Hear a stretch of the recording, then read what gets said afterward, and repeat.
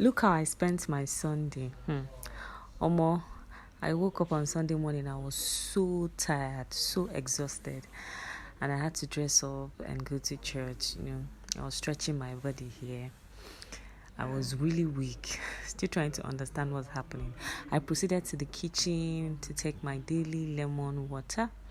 So when I got to the kitchen, I got my cup, went to the dispenser, squeezed in lemon into the cup. I went to get hot water and cold water. I mixed it because it's warm lemon water. So after I finished, I drank it and it didn't really taste like it. So I put more lemon, then now drank it again finally. So after drinking it, I went to the bathroom to go have my bath, take my shower to prepare for service, So after I finished taking my bath, I dressed up and then we headed to the church. This was us on our way to church. We were driving Sunday morning.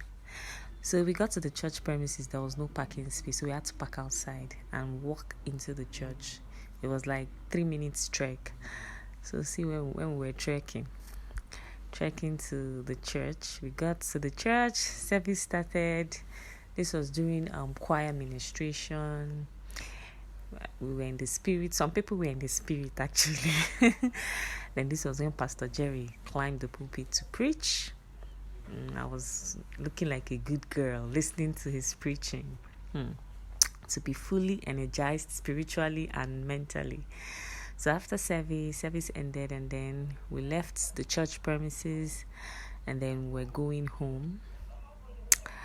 I was walking majestically to where we parked. It was quite a distance from the church, so we're still trekking because a lot of people come to this church, so parking space is a problem.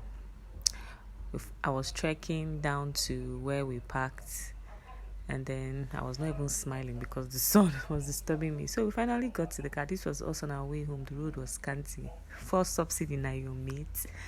Okay, so we stopped by at the pharmacy to get some drugs because my husband was not really feeling fine. So from there, we headed home. This was us driving into our estate. We drove in, and then my husband said he wanted jollof rice. So as a good woman, I proceeded to the kitchen to go and cook jollof rice for him. So this was me getting my pots ready to parboil rice and chicken.